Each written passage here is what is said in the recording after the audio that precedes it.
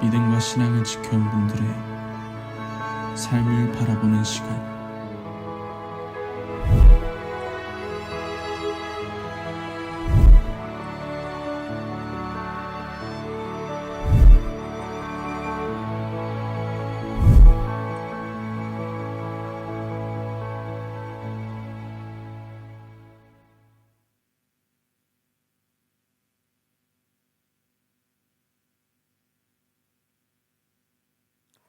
안녕하십니까. 반갑습니다. 박정우 목사입니다. 네, 올해도 벌써 절반이 지났습니다. 다음 주면 무슨 날인지 아십니까? 맥주 감사 주일입니다. 이제 학교 다니시는 분들은 방학 시즌이고, 이제 곧 장마가 한번 지나고 나면 이제 무더운 여름이 찾아오고, 또 무더운 여름이 끝날 쯤 이제 추석도 있고, 추석 명절이 지나면 가을이 되어서 이제 낙엽이 떨어지고, 낙엽이 다 떨어지면 금방 추운 겨울이 또 찾아오겠죠. 카이로스, 시간의 흐름이란 게 뒤로 돌이킬 수도 없고 이렇게 멈출 수도 없고 앞으로 이렇게 당길 수도 없으니 범사에 기한이 있고 천하만사가 다 때가 있다는 코엘렛의 말에 새삼 실감하는 요즘입니다. 여러분은 어떻게 시간이 빠르게 느껴지십니까? 저는 시간이 굉장히 빠르게 느껴집니다. 인간의 일생을 길게 보면 길다 말할 수 있지만, 그 모진 세월을 다 보내신 어르신들에게 세월이 어떠셨느냐, 빠르셨습니까, 더디셨습니까 이렇게 여쭤보면 더디다고 말씀하신 분들은 거의 없었던 것 같아요. 한 인간이 태어나고 삶을 마감하기까지 그것이 인간의 일생이라고 한다면, 그 일생 동안 인간이 인간됨을 완성해주는 가장 중요한 수단이 여러분들은 뭐라고 생각하십니까? 인간사 먹고 마시고 시집가고 장가들고 하는 평범한 일상 속에 그것들을 잘 누리고 잘 영위해 나가고, 또 여유가 된다면 그것들을 나누고 살 수 있을 만큼 그렇게 하게끔 하는 최고의 방법과 수단, 가장 중요한 요소가 뭐가 있을까요? 저는 인간이 인간됨을 완성하는 것은 바로 교육이라고 생각합니다. 지구상의 유일한 생명체 중에 교육이 가장 필요하고, 교육을 통해서 그 생명도 영위해 나갈 수 있는 게 바로 인간입니다. 더 극단적으로 말해서 교육을 제대로 받지 않은 인간은 저는 위험한 존재가 된다고 생각합니다. 우리가 동물을 교육한다고 말하지 않죠. 훈련을 시켜도 동물과 함께 공존하며 살 수 있도록 인간을 교육한다고 하겠죠. 한 개인의 삶도 그가 어떤 교육을 받았고 어떤 교육적 가치관과 사상을 가지고 있느냐에 따라서 그의 삶의 방향도 많이 달라질 것으로 생각됩니다. 사실 제가 교육이 이렇고 저렇고 말하기가 여러분들에게 좀 송구스럽습니다. 제가 한 가지 솔직히 고백하자면, 저는 오래전에 제가 직면한 건데, 저는 배우려 하지 않음에 대한 사실 교만함이 있습니다. 많이 알아서가 아니라 교육에 대한 편식이 좀 심했습니다. 꼭 필요하다고 생각되는 거 아니면 이렇게 잘 흥미를 느끼지 못했습니다. 그래서 제 인생의 가장 진지한 교육 과정은 아마 신대원 3년이 아닌가 생각이 듭니다. 공부를 별로 좋아하지도 않고 공부에서 이렇게 경쟁하고 또 무언가가 되기 위해서 암기하고 정해진 인원 안에 들어가기 위해서 이렇게 경쟁하는 것도 잘하지도 못하지만 별로 좋아하지도 않습니다. 그러던 중에 배우고 싶은 사람, 닮고 싶은 사람, 흉내라도 내고 싶은 사람을 만나서 정식으로 교육을 받고 이 자리까지 와 있습니다. 근데 그런 저와 정반대로 교육을 정말 사랑하는 사람이 있습니다. 교육을 전공해서 아이들을 가르치고 그것도 모자라 무슨 교육이 더 필요하다고 계속 학교를 다니는, 정말 공부를 좋아하는 분이 계십니다. 무엇이 되기 위해서 교육을 받는 것도 중요하지만 먹고 살려고 하지 않고 하기로 인하여 이렇게 선택의 폭이 넓어져서 대학도 가고 대학원도 가보라고 해서 지금 제가 이 자리에까지 서 있는지도 모르겠습니다. 저에게 막대한 영향을 끼치신 아주 잡채를 잘하는 분이십니다. 그분께서 오늘 열전에 대한 인물도 컨택해 주시고 논문도 보내주셨습니다. 이 자리를 빌려 감사합니다. 여러분은 지금 행복하십니까? 행복하세요? 안 행복하세요? 홍균 형제 행복하세요? 네, 행복하시답니다. 사실 저는 지금 컨디션이 굉장히 안 좋습니다. 정말 코로나 후유증인지 기침도 계속하고 뭔가 의욕이 없고 여름이 찾아와서 저는 에어컨이 사실 너무 두렵고 그렇습니다. 가뜩이나 텐션이 높지도 않은데 점점 굴러 돌아가는 기분입니다. 요새 왜 이렇게 행복하지 않다고 느끼는 것일까? 이렇게 청년들도 있는데 미안하게 왜 이렇게 부끄럽게 기운이 다운될까 생각하다가 좀 정신을 한번 차려보자고 말씀을 준비하다가 정신이 좀 번쩍 들었습니다. 오늘 말씀을 통하여 여러분들에게도 그런 정신이 번쩍 드는 은혜가 임할 수 있기를 기도합니다. 행복이란 무엇인가로 전 세계에 행복학 열풍을 불러일으킨 하버드에서 학생들에게 행복을 가르치는 탈 벤 샤흐르 교수가 이런 말을 했습니다. 가장 성공한 사람은 평생 배우는 사람이다. 그들은 끊임없이 묻고 경이로운 세상을 탐험한다. 나이가 15세든 115세든 지금 시련을 겪고 있는 최고의 전성기에 있든 당신이 인생의 어느 시기에 있든 상관없이 자신을 위한 교육 과정을 만들어야 한다. 네, 한마디로 인간은 자신만의 교육 과정을 가지고 평생 배워야 한다는 것이겠죠. 행복은 저절로 찾아오는 것이 아니라 배움을 통해서 찾을 수 있다고 말하는데 공감이 많이 되었습니다. 무엇이 되기 위한 혼자만의 담아두는 학문적 이론이 아니라 실직적 삶을 영위해가는 교육으로 인간은 배워야 합니다. 여러분, 인간은 평생 배워야 한다는 것에 동의하시나요? 네. 얼마 전 기사를 보니까 70대 할머니께서 낮에는 요양원에 다니고 밤에는 야학을 해서 이렇게 대학을 검정고시를 이렇게 합격했다는 소식을 들었습니다. 또 88세 할아버지께서 4.5 A+ 학사학위를 받았다는 소식을 듣고 와, 정말 나이에는 정말 학문에는 나이도, 배움에는 나이도, 국적도, 성별도 없다는 걸 다시 한번 이렇게 보게 되었습니다. 인간에겐 반드시 교육이 필요하다고 성경에서도 말하는 것 같습니다. 우리 디모데후서 3장 14, 15, 16, 17절 말씀을 한번 다 같이 합독하도록 하겠습니다. 시작. 그러나 너는 배우고 확실한 일에 거하라. 너는 내가 누구에게서 배운 것을 알며 또 어려서부터 성경을 알았나니 성경은 능히 너로 하여금 그리스도 예수 안에 있는 믿음으로 말미암아 구원에 이르는 지혜가 있게 하느니라. 모든 성경은 하나님의 감동으로 된 것으로 교훈과 책망과 바르게 함과 의로 교육하기에 유익하니 이는 하나님의 사람으로 온전하게 하며 모든 선한 일을 행할 능력을 갖추게 함이라. 아멘. 달리 해석할 것 없이 문자 그대로 해석하면 됩니다. 사랑하는 여러분, 여러분들은 배우고 확실한 일에 여러분들의 인생을 거십시오. 또 그 배우고 확실한 일의 해답이 저는 여기에 있지 않은가 생각해 봅니다. 여러분들이 어려서부터 배운 이 성경에는 바르게 함과 의로 교육하기에 유익하고 모든 선한 일을 갖추게 할 능력을 갖추게 합니다. 왜냐하면 이 속에 진리가 있기 때문입니다. 제가 왜 이렇게 교육과 배움에 관해서 말씀을 드리냐면 오늘 소개할 한 어르신 때문에 그렇습니다. 여러분, 이분의 저서와 업적을 제가 여기서 다 소개할 수는 없습니다. 관심 있으신 분들 한번 찾아보시면 좋겠고, 제가 소개할 분은 오늘 주선의 선생님이십니다. 선생님은 1924년 2월 20일 평양의 한국 초대 개신교 가문에서 태어나셨습니다. 신앙심이 깊은 할머니와 어머니 슬하에서 4대째 기독교인으로 성장하셨고, 아버지가 어렸을 때 폐결핵으로 사망하셨는데 돌아가시면서 그런 유언을 남기셨다고 해요. 우리 선에는 공부를 시켜라. 꼭 기독교 선생으로 길러달라. 그래서 이 땅에 큰 영향을 미쳤으면 좋겠다. 이렇게 유언을 남기고 떠나셨다고 합니다. 그래서 1941년 정의여고를 졸업한 후 평양 신학교 학생이었던 최규호 전도사님과 결혼을 합니다.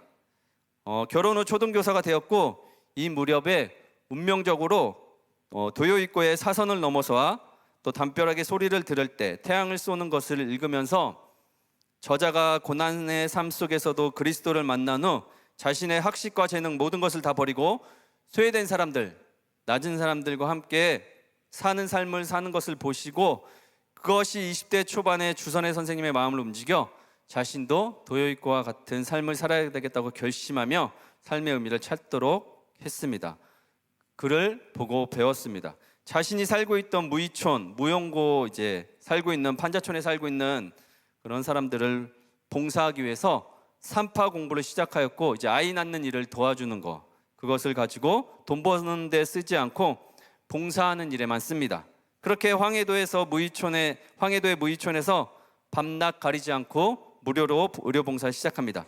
이곳에서 주선의 선생님과 가족들은 해방을 맞게 되고, 평양에서 그녀는 신사참배로 문제로 폐쇄되었다가 1946년 다시 문을 연 평양신학교 여자신학부에 입학하게 되었고, 이곳에서 그녀는 예수 그리스도를 인격적으로 만나고 회심하게 된 계기가 됩니다.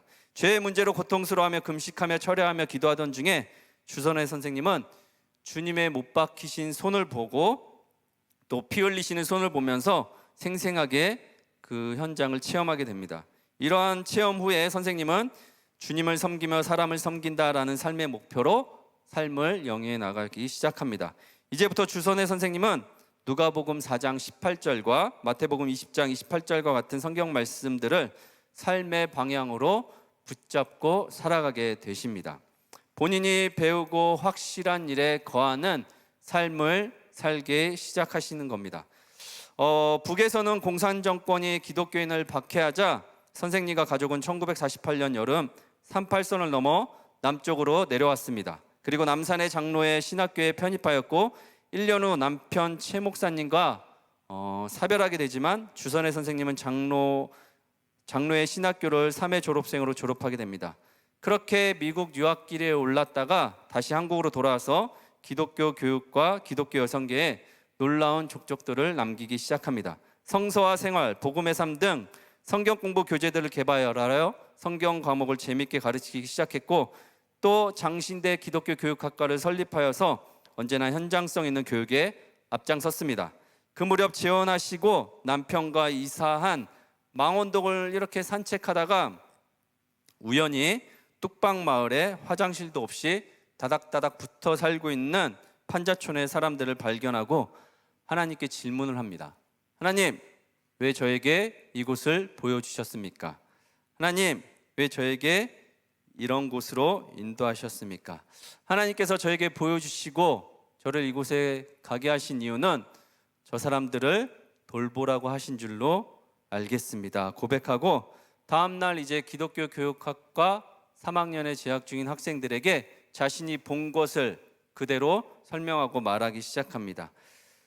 그것에 도전받은 이상향 전도사를 비롯하여 그 이야기에 충격과 도전을 받은 많은 학생들이 그 마을로 이제 찾아갑니다. 그리고 그곳에서 야학으로 학생들을 가르치고 화장실을 짓고 또 노인정을 짓고 내 집 고쳐주기 이런 것들 운동들을 봉사활동을 시작하면서 마을을 재정비하고 이제 세우는 일들을 하면서 본격적인 뚝방촌 사역이 시작이 됩니다. 그 운동의 주축이었던 이상향 전도사가 지병과 과로로 하나님의 부름을 받을 때 주선의 선생님은 그를 일본의 가가와 도요이코처럼 살다 갔다라고 평하였습니다. 이상향 전도사님과 관련한 내용은 우리 다음 주에 최재용 목사님께서 말씀해 주실 거니까 넘어가고, 우리 주선의 선생님께서 마음으로부터 헌신하였던 또 하나의 실천 영역은 여성과 탈북자에 대한 일이었습니다. 은퇴 후 주선의 선생님은 자신과 같은 처지의 탈북자를 돕는 일에 헌신하였습니다. 1994년 고난의 행군을 맞으며 북한에 수많은 아사자들이 생겨났고 먹을 것이 없어서 찾으러 국경을 넘어간 탈북자들이 급격하게 늘어나자 그 현상을 목도하고 주선의 선생님은 탈북자를 돕는 일에 헌신하게 됩니다. 2000년 초에 고향 평양을 방문하기도 하고 그 당시에 북한 서열 4위였던 황장엽 씨를 만나 그를 도우면서 탈북 사역에 헌신하던 주선의 선생님은 온누리교에서 탈북자 종합회관도 세우고 거기에서 탈북자들이 정착하여서 이제 프로그램을 운영하면서 이제 1,100명이 넘는 학생들을 가르치고 교육하여서 그 사람들을 수료시켰습니다. 이제부터 중요한데 선생님의 남다른 특별한 교육 철학이 있었습니다. 여기까지 살펴본 바로 선생님의 기독교 교육은 이론 지향적인 것이 아니라 실천 지향적인 것입니다. 지난주에 우리 박선호 선교사님이 열정적으로 계속 반복해서 외치던 하나님 나라가 오게 해야 합니다. 하나님 나라를 선포해야 됩니다. 여러분들의 가정에, 직장에, 학교에, 공동체 여러분들이 계신 곳에 하나님 나라가 와야 합니다. 이렇게 외치셨는데 도대체 하나님 나라가 임한다는 거, 하나님 나라가 나의 삶 가운데 온다는 게 무슨 의미일까? 하나님 나라가 임하는 건 물론 좋은데 그것이 구체적으로 구현되는 게 도대체 뭘까요, 여러분? 여러분들 한번 생각해 보세요. 여러분들이 계신 곳에 하나님 나라가 임하면 좋은 건데 그 하나님 나라가 임한다는 게 도대체 뭘까? 한번 생각해 보셨으면 좋겠습니다. 저는 이번에 이제 주선의 선생님을 만나고 설교를 준비하면서 이제 알았습니다. 깨달았습니다. 저에게 하나님 나라가 임한다는 말은 공공성의 완성입니다. 개인주의, 사회주의, 자유우선주의, 자국우선주의로 총성이 왔다 갔다 하는 시대에 살고 있지만 공공성의 완성이 저는 하나님 나라가 임하는 것이라고 생각이 됩니다. 선생님은 공적 신학을 하셨고 공적 기독교 교육을 가르치고 실천하셨습니다. 개인의 특정 신앙 공동체만 영향을 미치는 것이 아니라 그 교회 안에만 영향을 미치는 것이 아니라 그 교회 안에서 소속된 사람들만 그 영향을 받는 것이 아니라 모든 사람들에게, 모든 나라에 영향을 미치는 것이었습니다. 선생님은 도덕 윤리로만 설명할 수 없는 인성 교육을 기독교 교육이란 이름으로 예수의 인격과 성품과 가치관을 사람들에게 통전적으로 재구성하여 가르치셨습니다. 저는 중간에 편입되어서 이곳까지 온 사람이기 때문에 제가 신앙을 갖기 전에 교회와 교회 다니지 않는 사람들을 비꼬지 않고 훼손하지 않은 모습으로 설명한다면 교회는 깨끗한 곳이고 교회 다니지 않는 사람들은 착하다는 것이었습니다. 맞나요, 여러분? 제가 밖에서 본 모습은 그랬습니다. 교회는 좋은 곳, 교회 다니는 사람들은 착한 사람들.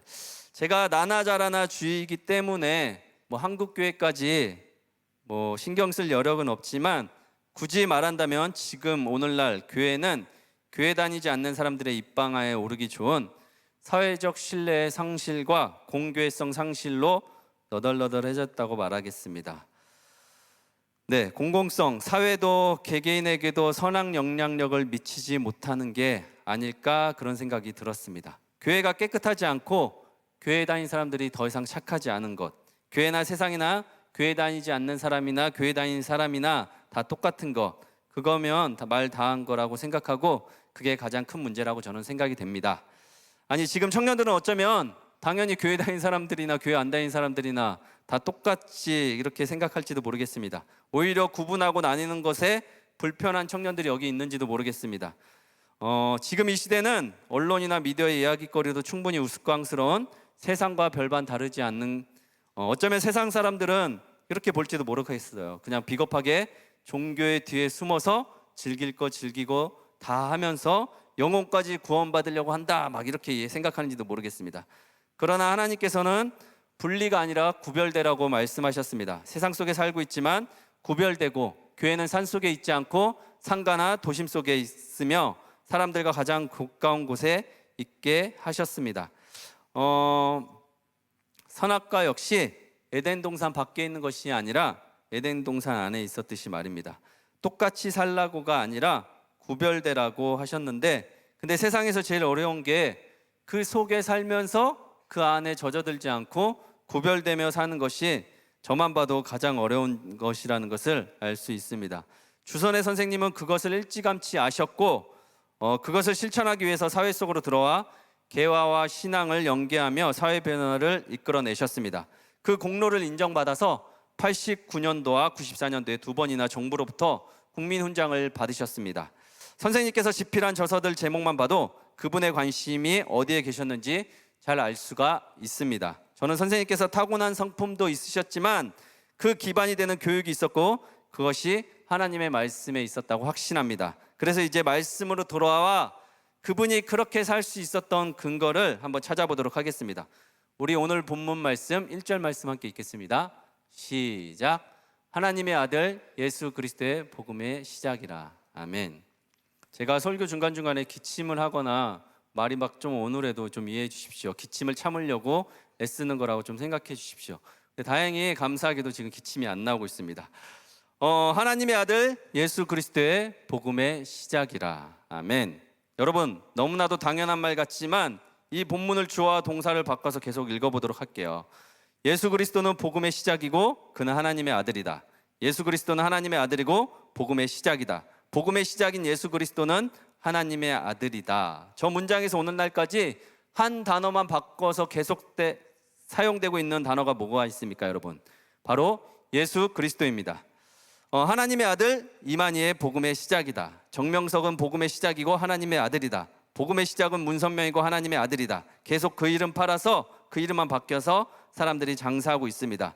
그 당시에도 그랬습니다. 이 당시 복음이라는 말은 원래 황제의 출생이나 최고 직위에 올랐을 때 사용되었습니다. 즉 로마의 황제를 하나님의 아들이고 그것이 복음이라고 이야기를 하였습니다. 그가 바로 누구냐면 황제 옥타비아누스입니다. 집단이 통치하는 정치 체계에서 옥타비아누스가 1인 독재 황제가 로마의 황제가 되면서 이제 그를 아우구스투스라 불리기 시작합니다. 그 이름의 뜻은 존귀한 자, 존엄한 자 이런 뜻을 담고 있습니다. 그를 경축하는 비문에 저런 글이 있는데 한번 보십시오. 제가 읽어드릴게요. 인간을 향한 신의 섭리는 신의 열심을 가지고 아우구스투스를 보내심으로 인생들을 위해 역사적으로 최고 정점의 시간들을 마련해 주었다. 신은 우리와 우리 자손들을 위해 메시아 구세주를 보내주었다.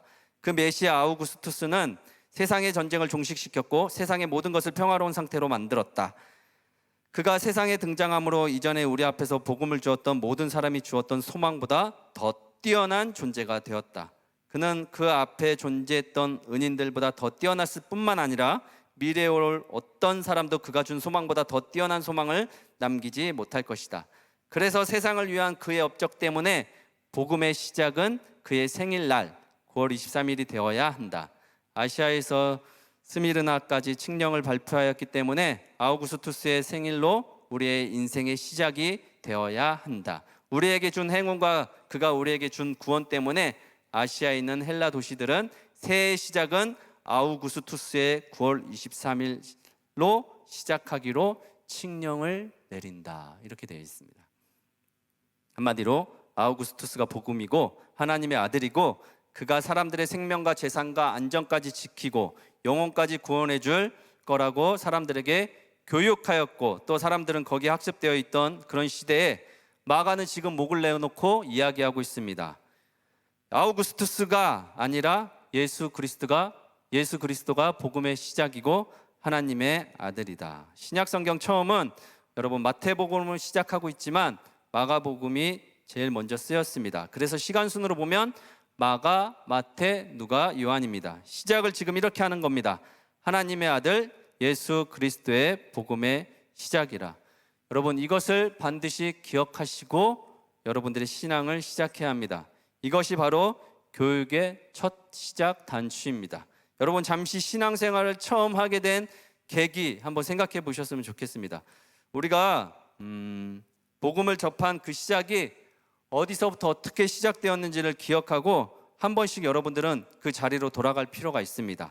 예배당에 나오는 발걸음이 무겁다던가 신은 과연 존재하는가, 나의 구원의 확신은 정말 있는 것이나 한 걸까, 사람들에게 부대끼고 치이고 정말 나의 열심, 신앙의 열심마저 사라져가는 그때 여러분들이 처음 신앙생활을 시작하게 된 계기, 그 시작, 그 자리로 여러분들은 돌아갈 필요가 있습니다. 이것만 놓지 않으면 되는데 우리는 이미 만성 기독교인이 되어서 별다른 감흥 없이 맹목적인 신앙생활을 하고 있지 않은지를 각자 한번 돌아보셔야 합니다. 1절 시작은 어마어마하게 시작해놓고 뒤에 가서는 엄청난 모순들이 발생합니다. 하나님의 아들 예수 그리스도 복음의 시작, 그가 머리 둘 곳이 없습니다. 두버릇도 없습니다. 기득권 세력들에게 계속 의심을 사고 결국 감당하기 힘든 어려운 가진 고문 끝에 십자가에 못 박혀 죽습니다. 무기력하기 짝이 없어서 그때나 지금이나 믿는 사람들은 별로 많지 않습니다. 그러나 그것이 전 인류를 구원하기 위한 것이라는 것과 그의 제명은 마가복음 1장 1절이라는 것을 반드시 기억하셔야 합니다. 자신이 하나님의 아들이고 복음의 시작이라고 했다고 처형을 당했습니다. 그렇게 말하고 다니며 그가 한 일은 원수를 사랑했고 자기를 판 자의 발을 씻겨 주었고 언행일치와 자신의 말과 삶으로 영혼 구원을 위하여 인간들을 교육하셨습니다. 주선의 선생님이 여기서 교육을 받으셨습니다. 우리 2절, 3절 말씀 한번 읽어보도록 하겠습니다. 시작. 선지자 이사야의 글에 보라, 내가 내 사자를 내 앞에 보내노니 그가 내 길을 준비하리라. 광야에 외치는 자의 소리가 있어 이르되 너희는 주의 길을 준비하라. 그의 오실 길을 곧게 하라. 기록된 것 같이. 아멘. 지금 나오는 구절들은 구약의 말라기서와 출애굽기 이사야의 말씀을 인용한 것입니다. 지금 선지자 이사야의 글을 보라고 합니다. 선지자들이 어떤 기록을 남겨뒀는지 하나님께서 당신의 아들을 바로 등장시키지 않고 한 사람을 예배하고 계신데 그가 누구입니까? 바로 세례 요한입니다. 가르치고 전하는 교육자를 먼저 세우셨습니다. 누구를 가르치기 위해서입니까? 당신의 백성들을 가르치기 위함인데 그것이 어디냐면 바로 광야입니다. 여러분이 생각하고 이해하는 광야는 어떤 곳인지 한번 말씀해 보십시오. 어둡고 적막하고 먹을 것도 없고 구름 기둥과 불 기둥 또 만나와 메추라기의 기적 같은 은혜가 없으면 살 수 없는 곳입니까? 아니면 기대와 희망이 있는 곳입니까? 제가 예전에 꿈을 꾼 적이 있는데 지금도 생생합니다. 어두운 광야에 정말 아무것도 없는 컴컴한 어두운 광야에 텐트 같은 모양이 딱 이렇게 있는데 거기에 작은 빛이 이렇게 흔들리고 있었어요. 그래서 막 제가 뛰어가서 그곳을 딱 열어봤더니 적은 사람들이 예배를 드리고 있었습니다. 광야는 여러분 땅을 쳐다보면 황폐하고 메말라 있고 먹을 것도 없고 적막한 곳이고 그렇지만 하늘을 쳐다보면 하나님의 눈물이 금방이라도 떨어질 것 같은 하나님의 임재와 기적을 체험할 수 있는 곳이기도 합니다. 여러분들 중에 혹시 광야에 있다고 생각하시는 분들은 땅만 쳐다보고 다니지 마시고 가끔 하늘을 한번 쳐다보십시오. 그럼 하나님의 눈과 마주칠 수도 있습니다. 우리가 주의 길을 예배할 곳이 광야입니다. 인생 광야에 주님이 곧 오시니 기다리고 있으라는 말씀입니다. 여러분들은 주의 길을 어떻게 준비하고 사는지 모르겠어요. 여러분들이 주의 길을 예배하고 주의 길을 곧게 펴는 것과 성경이 주의 길을 예배하고 주의 길을 곧게 펴라는 이 말씀이 어떻게 맞는지 잘 점검해 보셨으면 좋겠습니다. 주선의 선생님은 이것을 아셨습니다. 내가 주의 길을 예배하고 주의 길을 곧게 펴는 것이 바로 기독교 교육이라는 것을 아셨습니다. 여러분, 교육에는 반드시 목적이 있어야 하고 교육을 위한 교본이 반드시 있어야 합니다. 본인이 창조했다거나 본인이 개발하거나 만들었다고 하면 심각한 오염이 발생할 수 있습니다. 롤 모델이 있어야 될 것 같습니다. 우리 4절, 5절 말씀을 한번 읽도록 하겠습니다. 시작. 세례 요한이 광야에 이르러 죄사함을 받게 하는 회개의 세례를 전파하니 온 유대 지방과 예루살렘 사람이 다 나아가 자기 죄를 자복하고 요단강에서 그에게 세례를 받더라. 아멘. 이제 세례 요한의 사역이 서술됩니다. 요한은 지금 이 요단에서 말씀을 가르치고 의식적인 규례 절차를 설명하는데 바로 몸을 씻는 정결의식입니다. 모세와 광야에 있을 때부터 행해졌던 바로 그 정결의식, 회개의 세례입니다. 여러분, 주일에 이런 말씀 드려서 죄송하지만 여러분들은 평생 신앙생활을 하면서 죄의 문제에 싸우며 사실 것입니다. 신앙생활의 완성은 그리스도와 연합, 그리스도를 만나는 것인데 그 걸림돌은 바로 죄와 관련이 되어 있습니다. 속지 마십시오, 여러분. 여러분들의 집안 탓도 아니고 여러분들이 돈이 없어서 그런 것도 아니고 외부의 환경에 의한 누구 때문도 아니라 죄와 연결되어 있다는 것을 여러분 아셨으면 좋겠어요. 그래서 죄와 싸우라고 이야기하는 겁니다.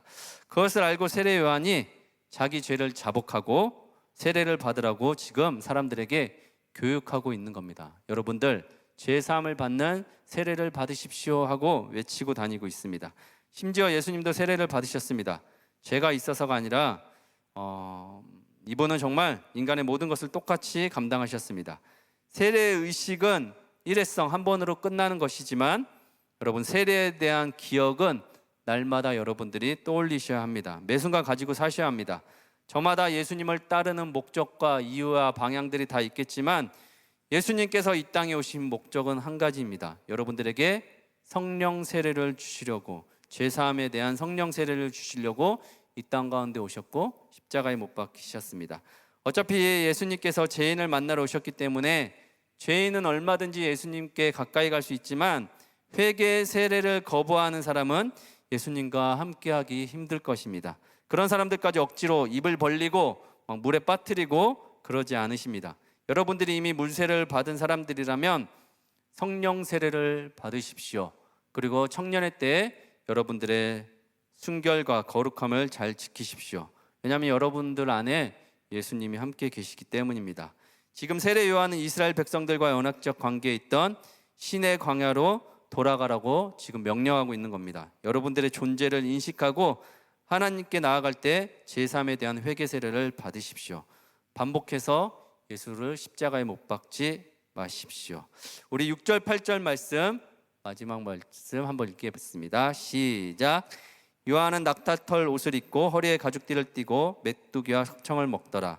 그가 전파하여 이르되 나보다 능력 많으신 이가 내 뒤에 오시나니 나는 굽혀 그의 신발끈을 풀기도 감당하지 못하겠노라. 나는 너희에게 물로 세례를 베풀거니와 그는 너희에게 성령으로 세례를 베푸시리라. 아멘. 사랑하는 여러분, 지금 요한이 있는 곳이 어디입니까? 여러분, 유대의 중심부입니까? 아니면 사람들의 왕래가 잦은 마을 언저리입니까? 지금 광야에 요한은 있습니다. 도심이 아닌 고독과 쓸쓸함, 적막함이 가득한 광야의 사람입니다. 그가 입은 옷은 무엇입니까, 여러분? 낙타털로 겨우 짠 너덜거리는 옷입니다. 그리고 옷과 허리에는 가죽띠를 차고 있었습니다. 엘리야를 흉내내고 있습니다.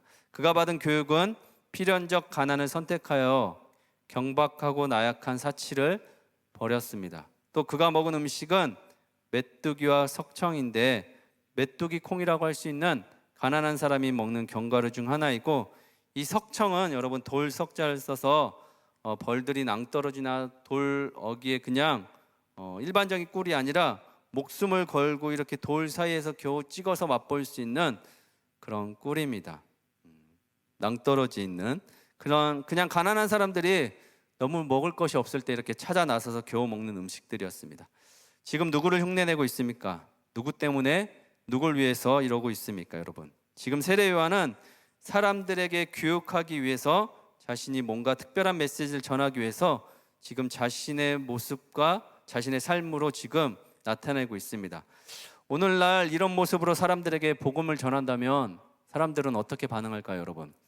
낙타털 옷을 입고 메뚜기 콩과 석청을 먹고 사람들에게 성령 세례를 받으십시오 이렇게 외치고 다니는 그런 사람들이 있다면 여러분들은 어떻게 하겠습니까? 너나 믿으라고 하지 않을까요, 여러분? 대형교회에서 종교적 서비스를 이렇게 다양하게 제공하는데도 잘 믿기가 힘든데 거리에서, 광야에서, 그것도 냄새나는 모습으로 노도기 옷을 걸치고 허기를 달래려고 흔해 빠진 메뚜기와 목숨을 걸고 석청을 먹고 외치면 여러분들은 어떻게 생각하시겠습니까? 여러분, 여러분에게 교육을 말하고 가르치는 사람의 조건, 대상, 모습, 풍기는 이미지, 이런 것들이 있는지 한번 생각해 보십시오. 여러분들에게 어느 정도면 여러분들에게 가르칠 만한 이 정도 라이센스 학문 정도를 가지고 이 정도 퀄리티는 갖고 있어야 여러분들에게 교육을 시킬 수 있다는 그런 기준들이 있으십니까, 여러분? 어느 정도면 여러분들이 어떤 모습이라면 여러분들에게 교육이 되겠습니까? 간간히 막 이런 사람이 있는 것 같아요. 엄청난 부를 축적하면서 돈이 인생의 전부가 아니라고 말하는 사람, 또 콩나물 값을 깎으면서 구두쇠로 살면서 빌딩을 소유하고, 가난이라고는 구경도 못 해보고 경험도 못 해본 사람들이 궁핍함을 말하고 축복을 말하는 사람들의 이야기를 우리는 들어줄 수가 있겠습니까? 목사님들이 막 주식이나 비트코인으로 막 부를 축적하고 막 신방 다니는데 엄청난 비싼 막 외제차들을 타고 다니면 여러분들은 뭐 주의 종이라고 다 가난하게 살아야 하는 것은 아니지만 성도들이 쉽게 다가가서 기댈 수 있겠습니까? 가족들에겐 함부로 하면서 밖에 나와서는 얼굴이 바뀌는 사람, 장애인들과 밥 한 끼도 못 먹으면서 인권을 말하고 용서와 사랑이라고는 눈꽃만큼도 없으면서 예수를 믿으라고 한다면 그 사람들의 말을 우리가 믿을 수 있겠습니까? 반대로 어떤 모습의 어떤 사람의 말이라면 여러분들이 들으실 수 있겠습니까? 저는 예수가 성경에서 말을 타고 칼자루를 휘두르면서 호산나 호산나 외치면서 예루살렘에 입성했다면 예수를 믿지 않았을지 모릅니다. 결정적인 최악의 순간에도 예수님께서는 하나님 아버지께 기도하였습니다.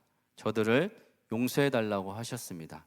왜 용서해 달라고 했냐면 저들은 지금 저들이 무슨 짓을 하고 있는지 알지 못하니까 저들을 좀 긍휼히 여겨달라고 자신에게 침을 뱉고 이렇게 무기를 휘두르는 사람들에게 하나님 앞에 중보기도 하였습니다.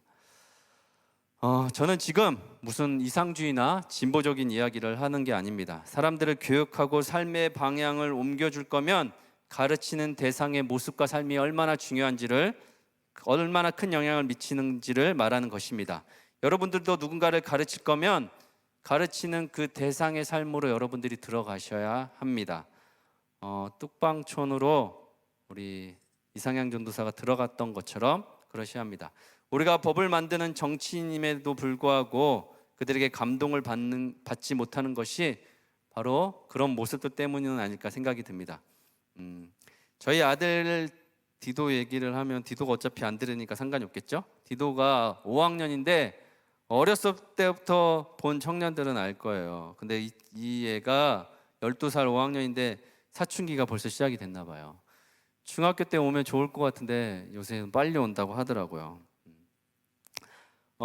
저를 닮지 않았어요. 저를 닮지 않아서 까칠하지도 않고 짜증도 없고 무엇보다도 아무거나 잘 먹고 공부도 잘하고 아무튼 얌전한 녀석인데 며칠 전에 글쎄 이 녀석이 저에게 말 함부로 하지 마세요 그러는 거예요.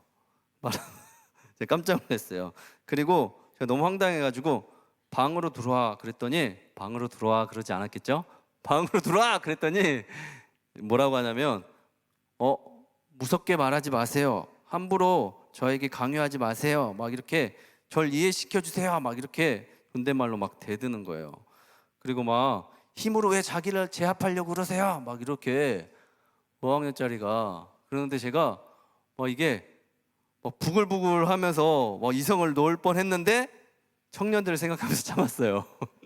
제가 거기서 막 그러면 안 되잖아요. 근데 너무 5학년짜리 입에서 나오기 힘든 그런 말들을 하는데 틀린 말은 아닌 것 같은 거예요. 근데 너무 이게 부하가 막 올라오는 거예요. 방으로 돌아오라고 그랬더니 왜 무섭게 자기한테 힘으로 제압하려고 하냐고, 자기한테 함부로 말하지 말라고, 자기를 이해시켜 달라고 막 그러더라고요.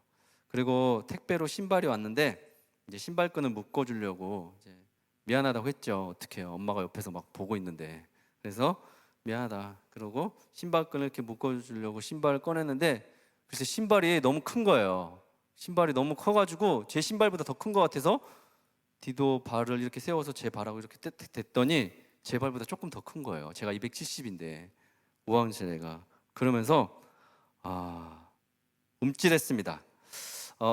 디도가 벌써 이렇게 컸구나. 어린아이라고 함부로 하면 안 되겠구나. 유도까지 하는데 말 잘 들어야 되겠다. 그런 생각이 들었습니다. 그러면서 또 든 생각이, 권위는 나이가 많다고 부모라고 혹은 폭력성이 짙은 어떤 힘에서 나오는 것이 아니라 그 사람의 인격에서 나온다는 것을, 그런 사람들이 교육을 말할 수 있다는 것을 깨달았습니다. 사랑하는 여러분, 제가 오늘 소개할 열전의 인물은 주선의 선생님이십니다. 주선의 선생님은 앞서 말씀드린 대로 21살 나이에 초등교사로 재직하면서 가가와 도요이코의 영향을 받아 꿈을 꾸며 38선을 넘고 기독교 정신을 가지고 사람들을 교육하고 가르치셨습니다.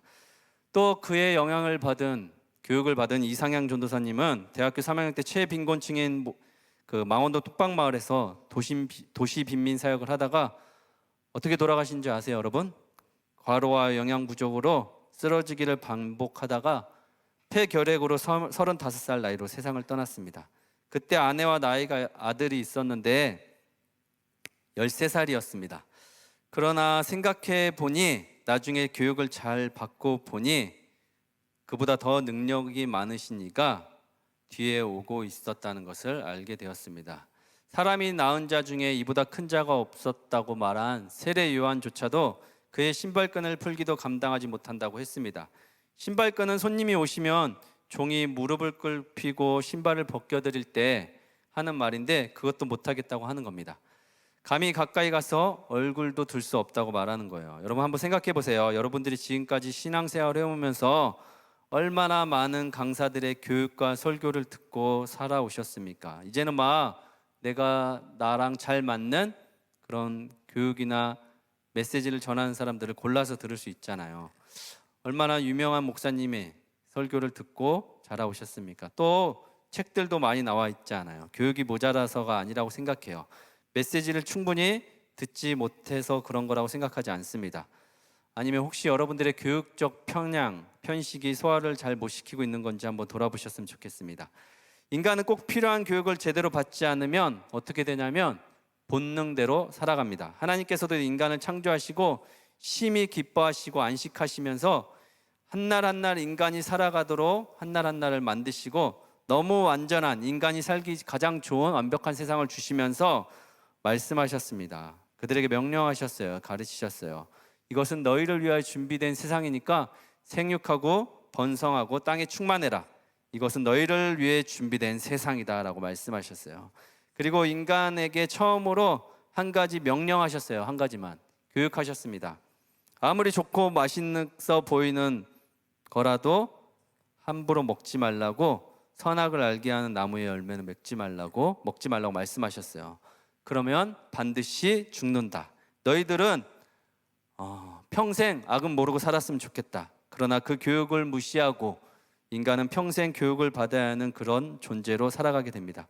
그리고 그 교육은 생각처럼 잘 학습이 되지 않습니다. 잘 듣지도 않고 듣고서도 다른 말을 했고 반하는 삶을 살고 마지막엔 완전히 무시하고 짓밟아 버렸습니다. 하나님께서 더 이상의 교육을 진행하지 않으시고 그 교육을 완성하기 위해 하신 일이 있습니다. 바로 십자가입니다.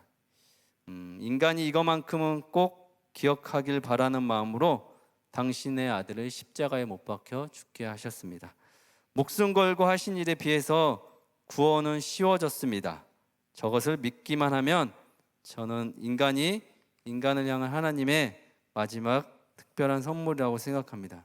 그리고 그분께서는 한평생 이 땅에 살면서 제자들에게 말로만 교육하지 않으시고 삶으로 자신이 말한 교육 과정들을 그대로 살아가셨습니다. 여기 교육학을 전공하신 분들도 계실 텐데 여러분 일반 교육과 기독교 교육의 차이를 아십니까?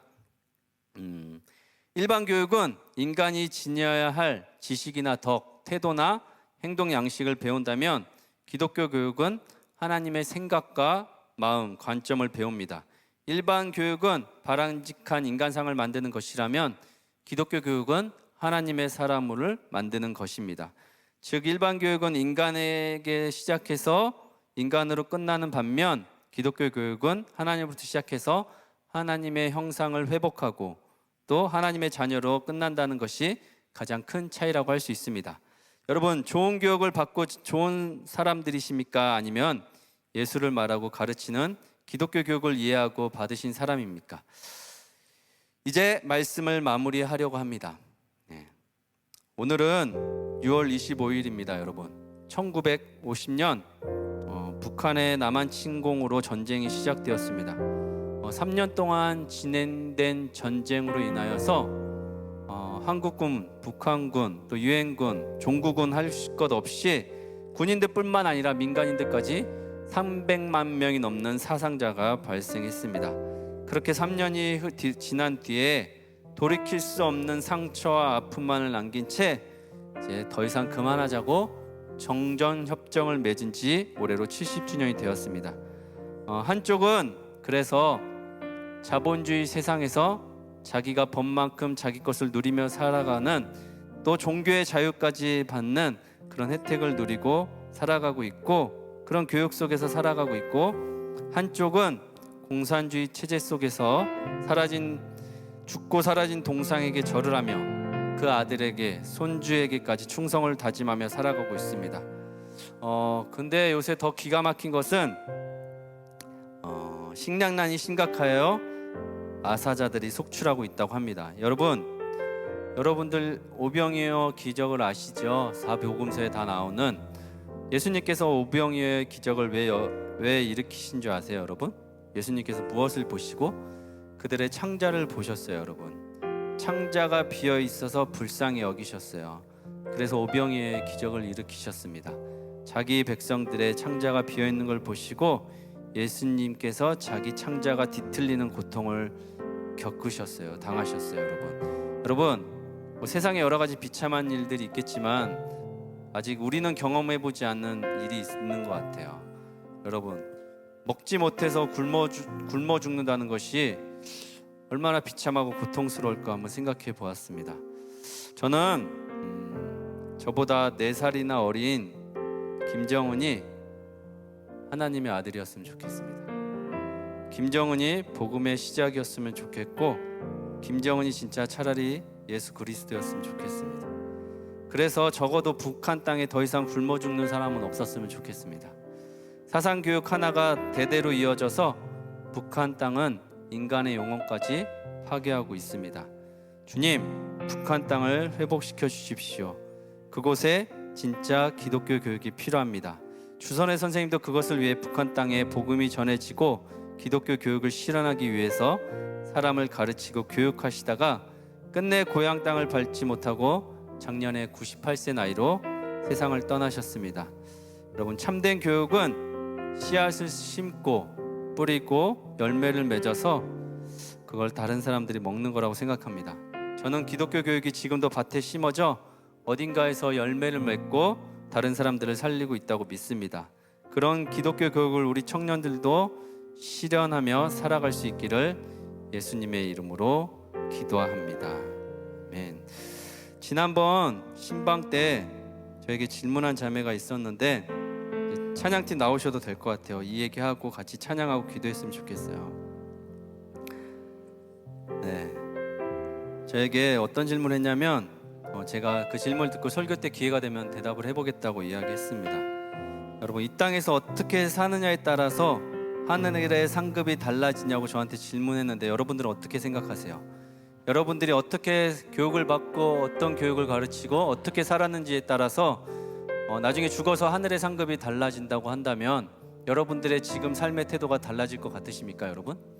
여러분들이 죽고 나서 여러분들의 지금 살고 있는 모습에 따라서 여러분들의 위에서의 자리가 달라진다면 여러분들은 어떻게 하실 겁니까? 저한테 그러냐고 물어보더라고요. 여러분, 저는 모르겠어요. 하늘의 상급을 바라고 이 땅에서 교육을 받을 것 같지 않습니다. 저는 이 땅에서 교육을 받고 살아간다면 하늘의 상급이 아니라 예수가 옳고 그가 좋아서 그의 교육을 받고 따라갑니다. 그리고 나중에 죽어서 천국에서 문직이라도 하면 어떤가 그런 생각이 들었습니다. 여러분, 사랑하는 여러분, 우리 같이 말씀을 생각하면서 찬양하고 기도했으면 좋겠습니다. 우리 주 사랑하는 마음 드리네 같이 찬양하고 기도하도록 하겠습니다. 주 사랑하는 마음 드리네, 주 사랑하는 마음 드리네,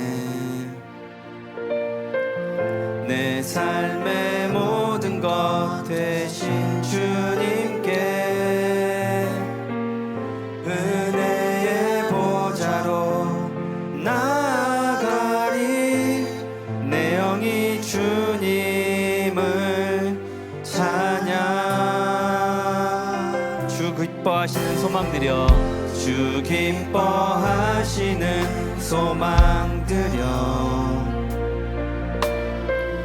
내 뜻과 힘보다 주 손을 지해 주 앞에 엎드려 간구하오니 나를 사용하옵소서.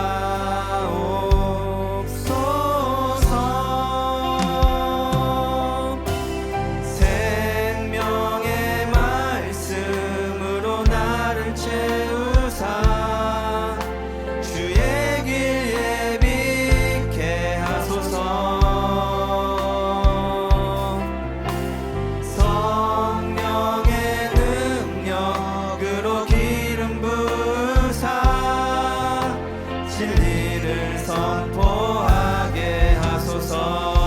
사랑하는 사랑하는 마음 들이네 한 번만 더 찬양하도록 하겠습니다. 주 사랑하는 마음 들이네 내 삶의 모든 것 되신 주님께 은혜의 보좌로 나아가리 내 영이 주님을 찬양 주 기뻐하시는 소망 드려 주 기뻐하시는 소망 드려 내 뜻과 힘보다 주 손 의지해 주 앞에 엎드려 간구하오니 나를 사용하옵소서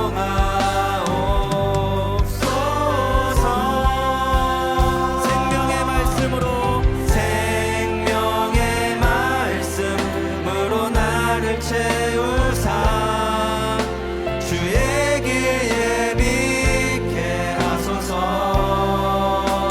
성령의 능력으로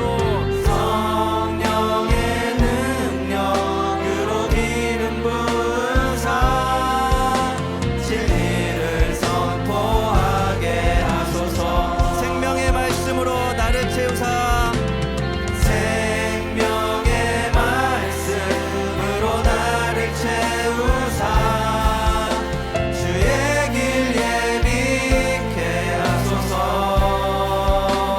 성령의 능력으로 기름 부으사 진리를 선포하게 하소서 사랑하는 여러분 이 시간 잠깐 기도했으면 좋겠는데 눈 좀 한번 감아 보십시오.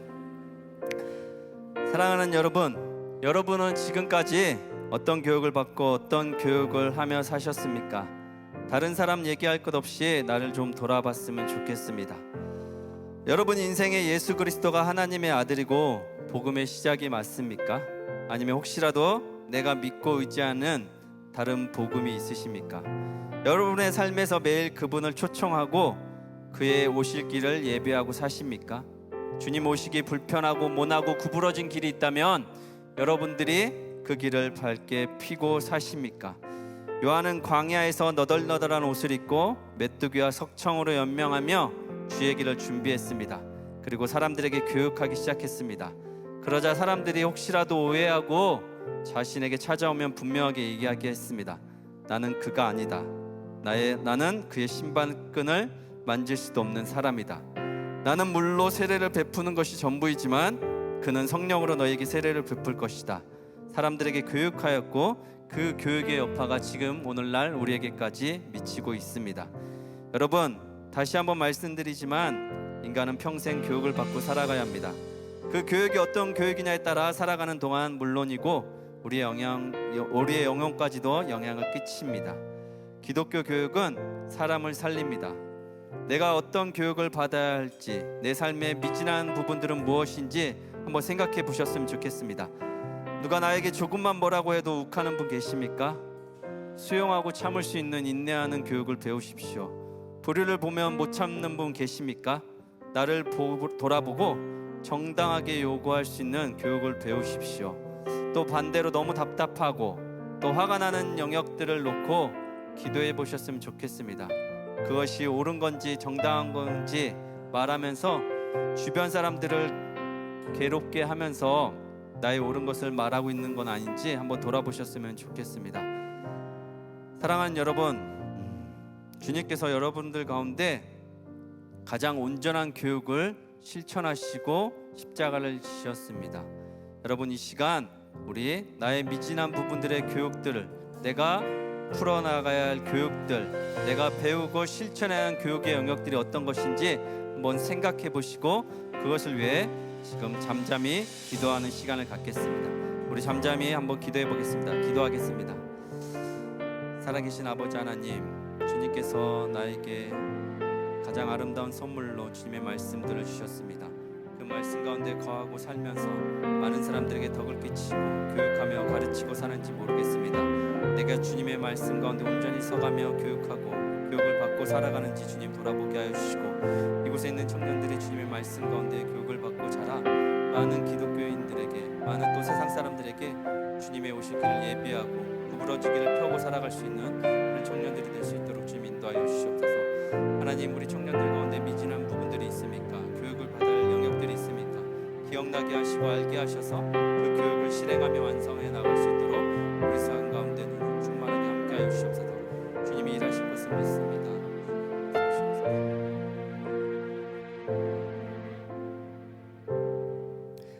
살아계신 아버지 하나님, 주님께서 오늘 우리에게 나의 미진한 부분들과 내가 미처 완성하지 못한 연약한 교육의 부분들이 어디인지를 가르쳐 주시고 보게 해주신 줄로 믿습니다.